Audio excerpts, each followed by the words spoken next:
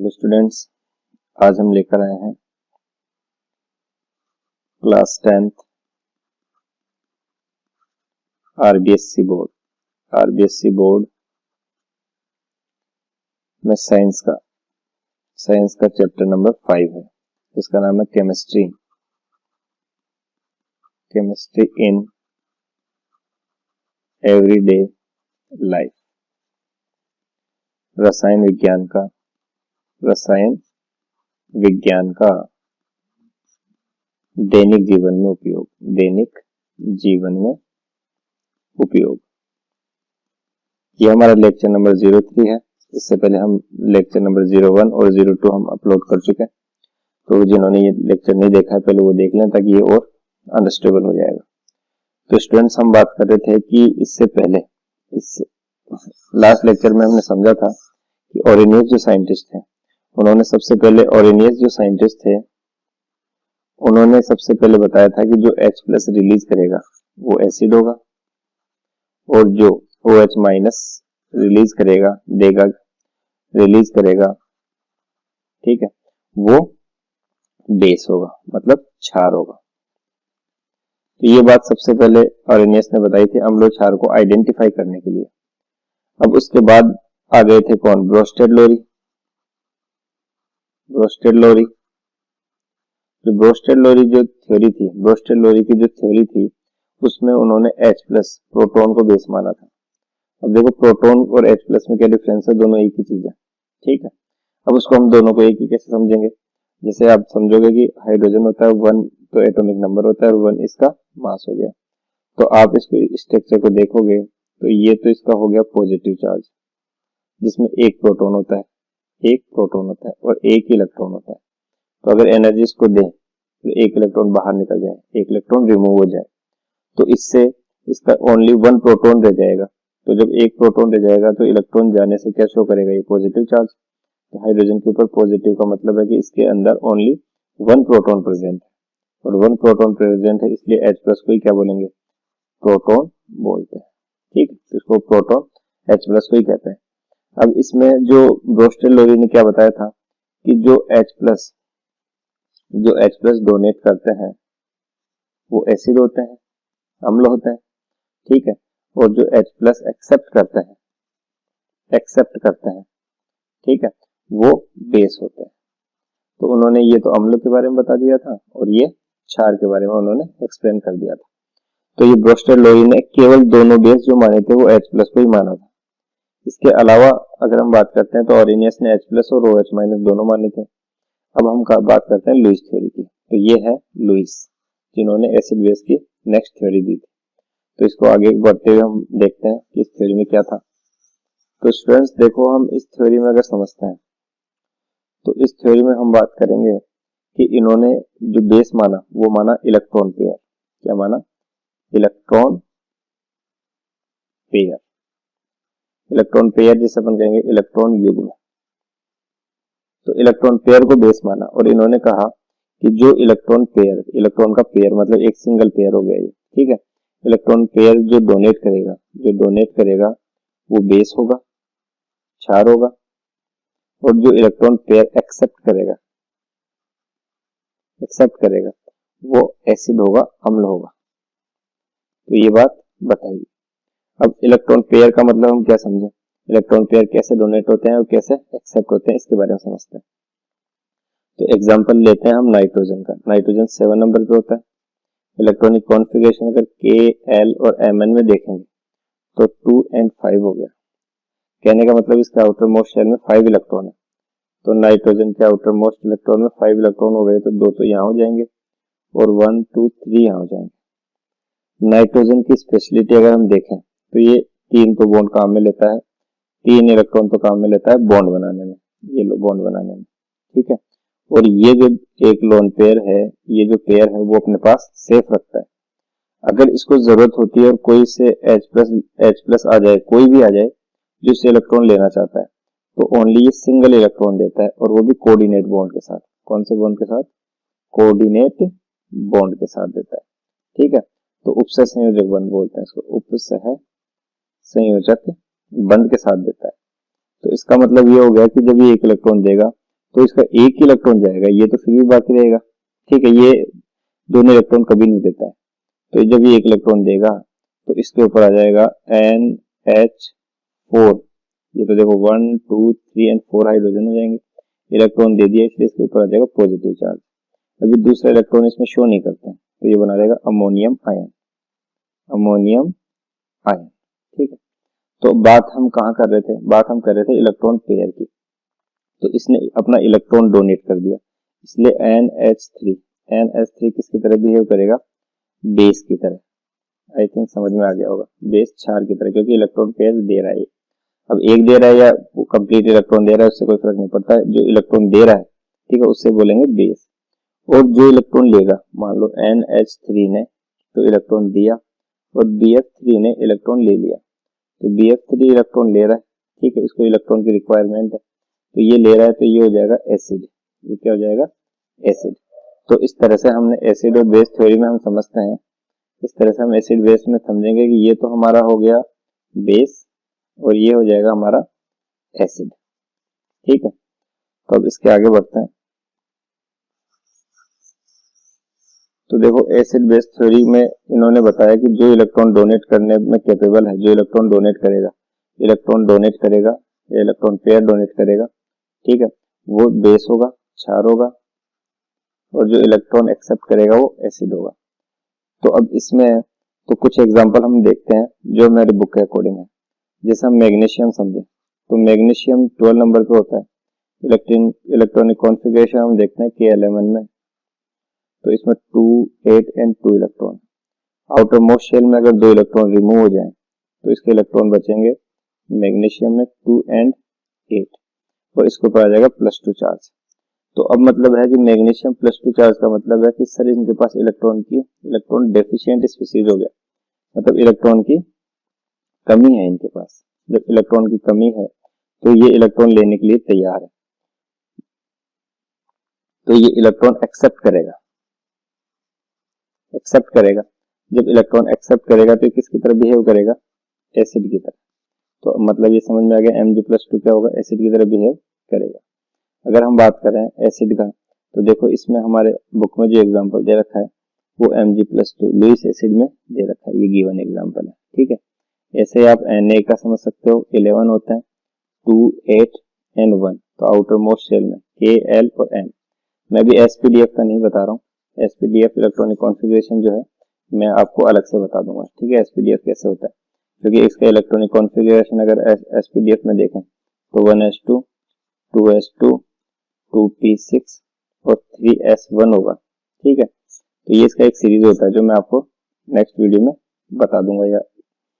तो इसमें आप ये देखो कि इसका आउटर शेल में एक इलेक्ट्रॉन जा सकता है इसके पास, और इसका सीरीज ये होता है कि S में जो होते हैं वो 1 से लेकर 2 इलेक्ट्रॉन होते हैं, P में जो होते हैं वो 1 से लेकर 6 इलेक्ट्रॉन होते हैं, D में होते हैं वो 1 से 10 इलेक्ट्रॉन होते हैं, और F में जो होते हैं वो 1 से 14 इलेक्ट्रॉन होते हैं।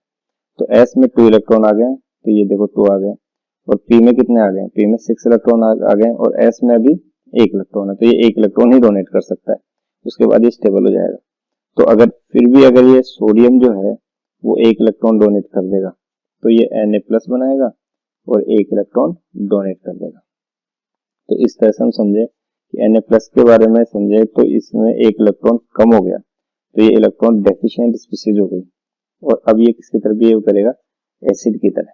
ओके, तो इस तरह से हमने समझा कि जो भी प्लस चार्ज शो कर रहे हैं, चाहे Ca+2 हो, चाहे Mg+2 हो, चाहे Na+ हो, ये किसकी तरह बिहेव करते हैं, एसिड की तरह। और ये बात किसने बताई, ये बात बताई लुईस ने। ठीक है, तो आई थिंक ये समझ में आ गया होगा। अब इसके बाद हम आगे बढ़ते हैं। अब आगे हम देखेंगे इस चीज को, तो हम देखेंगे जैसे एग्जांपल और देने, AlCl3 को हम लुईस एसिड बोलते हैं, BF3 को हम लुईस एसिड बोलते हैं। ठीक है, तो इनको क्यों बोलते हैं, तो एल्यूमिनियम होता है 30 नंबर पे, इलेक्ट्रॉनिक कॉन्फ़िगरेशन करेंगे 1s2 2s2 2p6 3s2 और 3p1। आप डायरेक्ट देखोगे तो इसको करोगे 2 8 एंड 3, अगर K11 के बेस पे देखना चाहते हो तो ये हो गया। आउटर शेल में P है, P में जो है 6 इलेक्ट्रॉन आने चाहिए, 6 इलेक्ट्रॉन आने चाहिए, तो इसमें तो 1 इलेक्ट्रॉन है, ये होता है ऑर्बिटल। ये क्या होता है, ऑर्बिटल। अब इस ऑर्बिटल क्या कहते हैं, ऑर्बिटल किसको कहते हैं, तो आप ये समझना कि देखो जैसे कोई एटम होता है तो हम सोच रहे थे एटम में इलेक्ट्रॉन होता है, फिर एटम के अंदर हमें पता चला ये तो एटम है, परमाणु, तो एटम के अंदर इलेक्ट्रॉन होता है, फिर हमें और अंदर गए तो हमें पता चला शेल, शेल शेल जिसको हम बोलते हैं के एल एम और एन, ये हमारे शेल है जिन्हें कक्षक बोलेंगे, ठीक है, कोश, इसको क्या बोलेंगे, कोश बोलेंगे। तो ये के एल एम एन है, फिर इसमें गए तो इलेक्ट्रॉन यहाँ भी हमें नहीं मिले, फिर हम गए सब शेल में, सब शेल में, तो सब शेल का नाम है एस पी डी और एफ।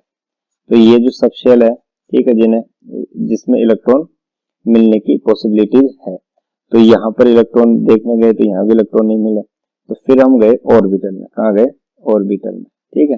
ये जो ऑर्बिटल है वो होता है जहाँ पे इलेक्ट्रॉन होने की प्रोबेबिलिटी यानी पॉसिबिलिटी सबसे ज्यादा होती है, तो इसी को हम इस ब्लॉक से रिप्रेजेंट कर रहे हैं, ठीक है। तो अब ये पी ऑर्बिटल जो है इसमें इलेक्ट्रॉन कितने आ रहे हैं, इलेक्ट्रॉन आ रहा है 1, आने कितने चाहिए 6, अभी बताया था पी में 6 होते हैं, 1 to 6 होने चाहिए, तो इसका अभी भी इसके पास इलेक्ट्रॉन कम है, इसलिए इलेक्ट्रॉन डेफिशिएंट स्पीसीज है। या आप ये देख लो कि इसका ऑक्टेट पूरा नहीं है, अगर इस तरह से समझना चाह रहे हो 2, 8 and 3, तो अभी भी इसका ऑक्टेट पूरा नहीं है, तो ये इलेक्ट्रॉन डेफिशिएंट स्पीसीज हो गई, इसका मतलब इसको इलेक्ट्रॉन की रिक्वायरमेंट है। तो आपने कहा सर 3 इलेक्ट्रॉन क्लोरीन दे देगा, जब 3 इलेक्ट्रॉन दे देगा तब इसके पास भी कितने होंगे, 3 तो बाहर है, 3 और मिल जाएंगे तो भी 6 ही होंगे, इसका मतलब अभी भी इसका ऑक्टेट पूरा नहीं है, ऑक्टेट मतलब अष्टक पूरा नहीं है। जब अष्टक इसका पूरा नहीं है तो इसका मतलब ये हो गया कि सर अब अष्टक पूरा नहीं है, इसका मतलब ये है कि अभी भी इसको इलेक्ट्रॉन की जरूरत है, तो ये किसकी तरह बिहेव करेगा, जब इलेक्ट्रॉन डेफिशिएंट है तो ये लुईस एसिड की तरह बिहेव करेगा, इसका ऑर्बिटल खाली रहता है, ठीक है। ऐसे ही BF3 की कंडीशन है, तो इनके ऑर्बिटल खाली होने की वजह से ये एसिड की तरह बिहेव करते हैं। तो आई थिंक आपको ये समझ में आ गया होगा। अब यही चीज है बेस के लिए, देखते हैं किसके लिए देखते हैं, बेस के लिए। तो बेस के लिए उन्होंने बताया कि जो इलेक्ट्रॉन डोनेट करेगा वो किसकी तरह बिहेव करेगा, बेस की तरह या क्षार की तरह। तो डोनेट कौन करेगा, जिसके पास इलेक्ट्रॉन ज्यादा होंगे, जो इलेक्ट्रॉन रिच स्पीसीज होंगी वो डोनेट करेगी। तो अब इसमें बात करते हैं क्लोरीन की, तो क्लोरीन आता है 17 नंबर पे, तो 2, 8 and 7। अब अगर क्लोरीन अपना ऑक्टेट पूरा करने के लिए एक इलेक्ट्रॉन कहीं से ले लेता है, तो इसका इलेक्ट्रॉनिक कॉन्फ़िगरेशन 2, 8, 8 हो जाएगा और ये स्टेबल हो जाएगा, लेकिन लेने की वजह से इसके ऊपर माइनस चार्ज हो जाएगा, तो इलेक्ट्रॉन रिच स्पीसीज हो गया, क्या हो गया ये, इलेक्ट्रॉन रिच स्पीसीज। अब ये इलेक्ट्रॉन डोनेट कर सकता है, जब ये इलेक्ट्रॉन डोनेट करेगा तो इसका मतलब हो गया सर ये किसकी तरह बिहेव करेगा, बेस की तरह बिहेव करेगा, तो ये क्षार की तरह व्यवहार करेगा। तो आप समझ रहे हो कि जिसके ऊपर माइनस चार्ज आ रहा है वो किसकी तरह बिहेव कर रहा है, बेस की तरह। ऐसे हमने OH माइनस ले लिया, ठीक है। H2O को देखो, H2O में इलेक्ट्रॉन पेयर एक्स्ट्रा है, तो ये चाहे तो इलेक्ट्रॉन डोनेट कर सकता है, तो ये किसकी तरह बिहेव करेगा, बेस की तरह बिहेव करेगा। तो ये सारी बातें किसने बताई, लुईस ने बताई। अब आप कहोगे सर हम तो H2O को कभी तो कहते हैं कि H2O H प्लस एसिड है, कभी हम कहते हैं कि सही लोन पेयर दे रहा है तो उसकी तरफ बेस है, तो एग्जैक्ट क्या है, तो देखो H2O को हम न्यूट्रल भी कहते हैं, तो देखो कोई भी कंपाउंड है वो कंप्लीटली एसिडिक नहीं होता और कंप्लीटली बेसिक नहीं होता, ये बात समझ लो। एसिडिक मतलब अम्लीय नहीं होता पूरा, और पूरा क्षारीय भी नहीं होता। कहने का मतलब जो अम्लीय होता है उसमें थोड़े बहुत क्षारीय के गुण होते हैं, और जो क्षारीय होता है वो थोड़े बहुत अम्लीयता के गुण होते हैं, है ना। तो एसिडिक भी नहीं होता और कम्प्लीटली बेसिक भी नहीं होता। जो एसिडिक होता है उसमें थोड़े बहुत बेस के भी कैरेक्टर होंगे, और जो बेस होता है उसमें थोड़े बहुत एसिडिक के भी कैरेक्टर होते हैं। इसलिए हम ये कहते हैं कि वो एसिडिक ज्यादा है या बेसिक ज्यादा है, ये कंप्लीटली नहीं कहते हैं कि कंप्लीटली एसिडिक है, ठीक है। तो इसलिए वाटर जो है वो एसिड की तरह भी बिहेव करता है और बेस की तरह भी बिहेव करता है, तो ये चीजें देखी जाती है। तो ये बात किसने बताई, लुईस ने बताई, तो ये होगी लुईस की थ्योरी। अब एसिड की कुछ प्रॉपर्टी पढ़ते हैं कि एसिड के बारे में हम समझ रहे हैं, तो एसिड की प्रॉपर्टी के बारे में जानते हैं। अब एसिड की प्रॉपर्टी के बारे में हम जानेंगे, अब एसिड की प्रॉपर्टी के बारे में हम जानते हैं।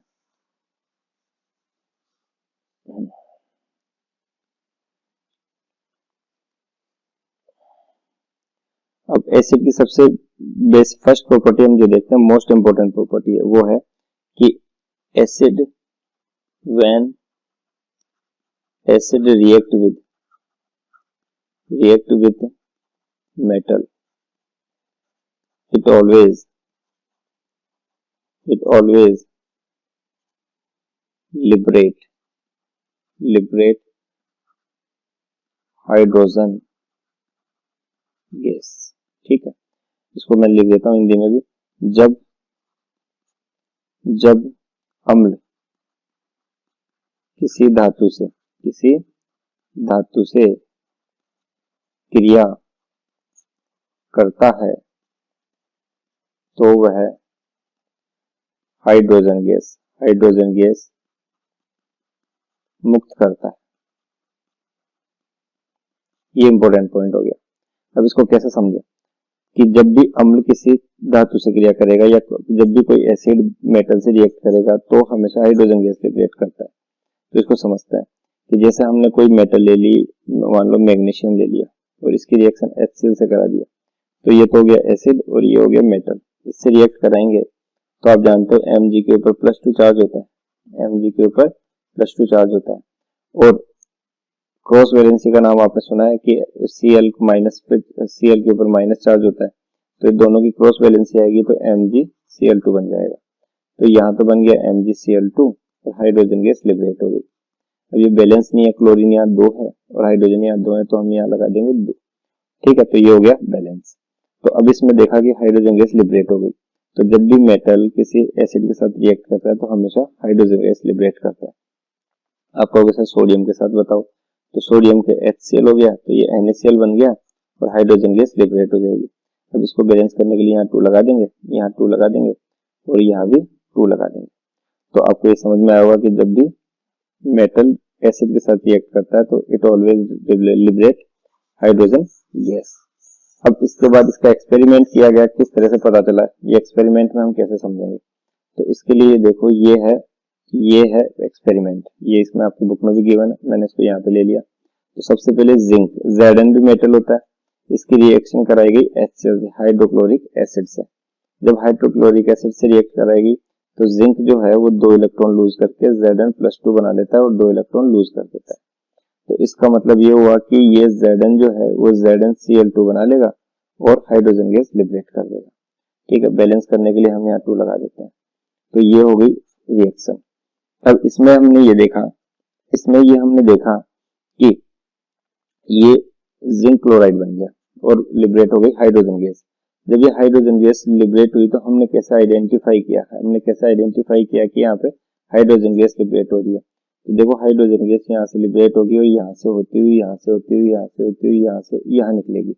यहाँ पे एक बर्निंग कैंडल ले सकते हो या कोई मैच स्टिक ले सकते हो, कोई भी माचिस जलती हुई इसके ऊपर लेके जाओगे तो ये हल्के से बलून एयर बबल्स के फॉर्म में जाएगी और पॉप साउंड देगी। क्या देगी? पॉप साउंड के फॉर्म में जलेगी, मतलब ये जलेगी लिटिल एक्सप्लोजन,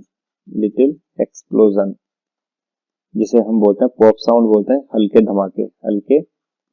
तो हल्के धमाकों के रूप में या पटाखे जैसे होता है ना, तो उस तरीके से जलेगी। तो हमें पता चलता है कि हाइड्रोजन गैस है, क्योंकि हाइड्रोजन का कैरेक्टरिस्टिक्स ये है, इसका पता ऐसे चलता है ये हल्के धमाकों के फॉर्म में जलता है। ठीक है, तो ये हो गई हाइड्रोजन गैस का एक्सपेरिमेंट।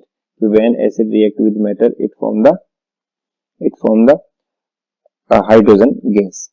अब इसके बाद हम जाते हैं कि अब इसके बाद एक और एग्जांपल हम करके देखते हैं कि जब when acid react with NaOH, when sodium hydroxide react with zinc, ये है बेस। ये क्या है? बेस।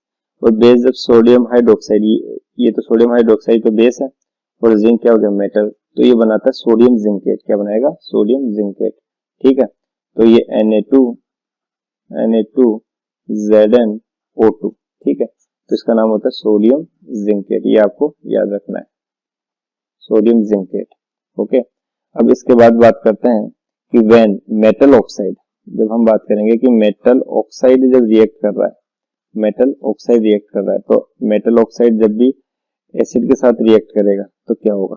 ठीक है, मेटल ऑक्साइड जब भी एसिड के साथ रिएक्ट करेगा तो आप ये देखो कि ये तो हो गया, मान लो हमने एग्जांपल ले लिया मेटल ऑक्साइड MgO और ले लिया HCl, ठीक है। तो मेटल ऑक्साइड है तो आप MgCl2 बन गया और H2O बाहर निकल गया, ठीक है।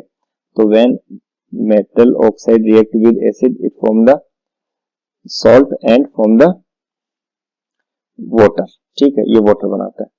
तो ये सॉल्ट बनाता है, लवण बनाता है, क्या बनाता है, लवण बनाता है या सॉल्ट बनाता है, ठीक है, और वाटर रिलीज करता है, ठीक है। तो ये वाली बात यहाँ पर हो गई।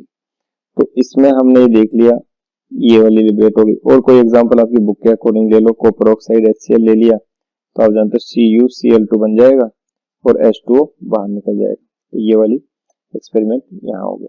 तो इससे हमें समझ में आया कि ये तो सॉल्ट बनाएगा और वाटर रिलीज करेगा जब भी मेटल ऑक्साइड किसके साथ रिएक्ट करेंगे, एसिड के साथ, तो form the salt and water. ये क्लियर हो गया होगा। अब उसके बाद की बात करते हैं कि नॉन मेटल के साथ रिएक्ट करके क्या रिएक्शन होगी, तो इसके बारे में समझते हैं। अब नॉन मेटल के हम जो रिएक्शन कराएंगे वो हम कराएंगे नॉन मेटल, जैसे मान लो CO2 है, ये एक नॉन मेटल है, इसकी रिएक्शन CaOH का फोल्टोइड से करा दिया, इसका नाम है कैल्शियम हाइड्रोक्साइड, कैल्शियम हाइड्रोक्साइड, ठीक है। तो कैल्शियम हाइड्रोक्साइड से रिएक्शन करेगा तो CaCO3 बनाएगा और H2O बाहर निकल जाएगा, इसका नाम है कैल्शियम कार्बोनेट, कैल्शियम कार्बोनेट। ये जो कैल्शियम कार्बोनेट है ये इंसेक्टिसाइड्स में काम में आता है। कहने का मतलब जो कीड़े मारने की दवाई होती है, कीटाणु को खत्म करने की होती है, तो उन दवाइयों में काम में लिया जाता है, ठीक है। तो इसे इंसेक्टिसाइड्स के फॉर्म में यूज करते हैं। अब इसके बाद हम बात करेंगे सर जब एसिड और बेस आपस में रिएक्ट कर लें, एसिड और बेस जब आपस में रिएक्ट कर लें तो क्या होगा। तो N जैसे HCl हमने ले लिया ये, और बेस ले लिया हमने, मान लो NaOH ले लिया, ठीक है। तो इसमें बनेगा NaCl और H2O, यानी हम कह सकते हैं सॉल्ट बनता है और वाटर रिलीज होता है, वाटर निकलता है। तो ये रिएक्शन भी इससे कंप्लीट हो गई। तो इस तरीके से हम एसिड जो है एसिड बेस की रिएक्शन समझते हैं। ओके, अब इसके बाद हम इसके देखेंगे कुछ यूजेस। तो एसिड के कुछ यूजेस अगर हम देखते हैं, ठीक है, तो एसिड डिफरेंट टाइप से यूज आता है। जैसे हम HNO3 की बात करें तो HNO3 जो है, ठीक है, HNO3 जो है वो एक तो फर्टिलाइजर में यूज होता है, और एक इम्पोर्टेंट चीज होती है जिसे वो ये एक मेडिसिन्स में भी यूज होता है, मेडिसिन्स में भी यूज होता है, दवाइयों में यूज होता है, और उर्वरक में यूज होता है, उर्वरक में यूज होता है। इसके अलावा देखो सोप डिटर्जेंट में भी ये यूज होता है, ये है सोप और डिटर्जेंट, सोप एंड डिटर्जेंट, ये वाली चीज, ठीक है। अब ये हो गया सोप और डिटर्जेंट में भी यूज होता है। अगर आप बेस का यूज करो, बेस के बारे में समझो, तो पहले HNO3 के बारे में एक्सप्लेन कर देता हूँ ठीक से। HNO3 में अगर 3 पार्ट आपने HCl ले लिया और 1 पार्ट आपने HNO3 ले लिया, ये इंपॉर्टेंट क्वेश्चन बनता है। 3 पार्ट HCl ले लिया और 1 पार्ट HNO3 ले लिया, तो बन गया आपका एक्वारेजिया। क्या बन गया, एक्वारेजिया, ठीक है, एक्वारेजिया बनता है। तो एक्वारेजिया कैसे बनता है, जब 3 पार्ट आप HCl ले लोगे और 1 पार्ट आपने HNO3 ले लिया, तो इससे एक तो NOCl बनता है, NOCl बनता है और वाटर लिबरेट होता है। ये जो होता है, ठीक है, ये किसी भी गोल्ड के साथ हो सकता है, गोल्ड के साथ या सिल्वर के साथ रिएक्ट करके उन्हें डिसोल्व करने का काम करता है। डिसोल्व मतलब उन्हें घोलने का काम करता है, या फिर ये कह सकते हैं कि उन्हें गलाने का काम करता है। तो हल्के अमाउंट में इसको कम अमाउंट में लोगे तो ये क्या होता है कि ऑर्नामेंट्स, ठीक है, ऑर्नामेंट्स की सफाई यानी आभूषण की सफाई में काम में लिया जाता है। कौन, एक्वारेजिया, ठीक है, एक्वारेजिया। तो ये है एक्वारेजिया का डायग्राम, अम्लराज बोलते हैं इसको हिंदी में। तो ये है एक्वारेजिया, इस कलर का दिखाई देता है। कई बार जो टेस्ट ट्यूब वगैरह जो खराब हो जाती है ना, जो लेबोरेटरी में टेस्ट ट्यूब में जैसे मान लो कोई इम्प्योरिटी स्टोर हो गई, रिएक्शन करवाते हैं तब, तो ये साफ नहीं हो रही, तो हम उसमें क्या करते हैं, एक्वारेजिया डालते हैं ताकि वो क्लीन हो जाती है अच्छे से, ठीक है। तो ये काम भी एक्वारेजिया का होता है। अब ये बात करते हैं, ये तो हमने एसिड का। इसके अलावा MgOH का फोल्टोइड, पहले एक और एसिड के बारे में बता देता हूं मैं, HCl हाइड्रोक्लोरिक एसिड, ये है स्टोमक में प्रेजेंट होता है। स्टोमक मतलब हमारे आमाशय में, आमाशय में जो एसिड प्रेजेंट होता है, ठीक है, ये क्या काम करता है, एक तो डाइजेशन ऑफ फूड, डाइजेशन करता है फूड का, ठीक है, और डाइजेशन करता है फूड का, और जो कई बार फूड के साथ कुछ बैक्टीरिया जो एंटर कर जाते हैं, बैक्टीरिया जो एंटर कर जाते हैं उनको भी डिस्ट्रॉय करने का काम ये करता है। तो कई बार सवाल उठता है कि सर हमारे पेट में जब HCl है, हाइड्रोक्लोरिक एसिड है, इसका काफी एसिडिक है, तो हमारा पेट में जो हमारा स्टोमक होता है वो जलता क्यों नहीं है, बर्न क्यों नहीं होता, ठीक है। तो इसका आंसर ये होता है कि जो हमारे स्टोमक जो होता है, इस तरह से अगर स्टोमक है और उसके अंदर HCl रिलीज होता है, तो उससे पहले एक म्यूकस ग्लैंड म्यूकस लिक्विड बना देती है, म्यूकस लिक्विड बनाती है म्यूकस ग्लैंड, ठीक है। तो म्यूकस जो ग्रंथि होती है वो म्यूकस लेयर बना देती है जो प्रोटेक्ट करती है हमारे स्टोमक को, ठीक है। तो ये आपको एक कॉन्सेप्चुअल क्वेश्चन बन जाता है इसके अंदर। तो ये हो गया। कई बार क्वेश्चन ऐसे ही पूछा जाता है, कई बार ऐसे भी क्वेश्चन पूछा जाता है कि जैसे मान लो क्वेश्चन आपको कॉन्सेप्चुअल दे दे कि 3A + B मिलकर C बना रहा है, और C is used, ठीक है, टू क्लीन द ornaments, ठीक है। यानी 3A और B मिलकर कोई C प्रोडक्ट बना रहा है, और जो C प्रोडक्ट है वो यूज होता है किसमें, आभूषणों को साफ करने में, आभूषणों को साफ करने में। तो अगर बताइए कि C का नाम क्या है, तो C आप बताओगे एक्वारेजिया, ठीक है। और जो A है वो 3 पार्ट HCl है, और B है वो 1 पार्ट HNO3 है। तो इसमें identify the A, B and C को आइडेंटिफाई करो, तो ये A तो हो गया HCl जो 3 पार्ट होता है, और B जो हो गया वो हो गया HNO3 जो कि सिंगल पार्ट होता है, और C जो हो गया वो हो जाएगा एक्वारेजिया, खुद एक्वारेजिया NOCl + H2, ठीक है। तो ये हो गया एक्वारेजिया जो ये काम करता है। तो आई थिंक ये बात आपको समझ में आ गई होगी। तो इस तरह से क्वेश्चन बनता है। अब बेस का यूज देखते हैं। बेस भी काफी तरीके से यूज आता है। एक तो हो गया जैसे मिल्क ऑफ मैग्नीशिया, MgOH का होल ट्वाइस, इसका नाम है milk of magnesia. White colour का दिखता है इसलिए इसका नाम मिल्क ऑफ मैग्नीशिया। ये है, देखो दवाइयों में काम में आता है मिल्क ऑफ मैग्नीशिया। सबसे काम आता है एसिडिटी को खत्म करने के, एसिडिटी, ठीक है। तो एसिडिटी जो होती है वो मिल्क ऑफ मैग्नीशिया से खत्म होती है। तो इसका एक तो फॉर्मूला याद रखना आपको मिल्क ऑफ मैग्नीशिया में, ठीक है। और बेसिक नेचर का क्यों है, क्योंकि Mg+2 होगा और 2OH- होगा, तो जो भी OH- देता है वो बेस होता है। ये आपको समझ में आ गया। फर्टिलाइजर, ये रहे different type of fertiliser crops में यूज होता है। क्रॉप्स में मतलब एग्रीकल्चर में काम में देते हैं, फसलों में काम में आते हैं। तो फसलों में काम में आते हैं तो इनमें भी different types of chemical present होते हैं। तो CaCO3 के बारे में समझे, COCA3 कैल्शियम कार्बोनेट, इसका यूज होता है टाइल्स बनाने में। तो आपके कोर्स में टाइल्स बना, ये है फिटकरी जिसको बोलते हैं एलम। तो जो एलम के बारे में बात करते हैं तो आप जानते हो शेविंग के बाद जो बार्बर होता है, जो नाई होता है, वो क्या करता है, इसको यूज करता है, ठीक है। इसका फॉर्मूला होता है K2SO4 Al2SO4 का होल थ्राइस इंटू 24H2O, ठीक है। तो ये फॉर्मूला भी आपको याद कर लेना है इसको, ठीक है। तो ये इस तरीके से भी काम में आता है। सल्फ्यूरिक एसिड की बात करते हैं, ये है सल्फ्यूरिक एसिड H2SO4। देखो सल्फ्यूरिक एसिड इतना ज्यादा इंपॉर्टेंट होता है, सल्फ्यूरिक एसिड इतना ज्यादा इंपॉर्टेंट होता है कि इसके कंजप्शन से या इसके उपभोग से कि ये कितना ज्यादा खत्म हो रहा है, उससे हमारे कंट्री की किसी भी कंट्री की इकोनॉमी डिसाइड होती है। उसकी जो अर्थव्यवस्था जो है वो इससे डिसाइड होती है कि जितना ज्यादा H2SO4 यूज आ रहा है किसी कंट्री में तो वो उतना ही उसकी इकोनॉमी अच्छी है, ठीक है। तो H2SO4 तो इतना ज्यादा इंपॉर्टेंट होता है, ठीक है। सल्फ्यूरिक एसिड हर किसी एक्सपेरिमेंट में कह सकते हैं, ठीक है। अदरवाइज इंडस्ट्रीज में सबसे ज्यादा काम में आता है। तो ये हो गया हमारा सल्फ्यूरिक एसिड। HCl हमने समझ ही लिया, ठीक है। और इसके अलावा ये है इंसेक्टिसाइड जिसमें CaOH का होल ट्वाइस कैल्शियम कार्बोनेट का यूज होता है, ठीक है।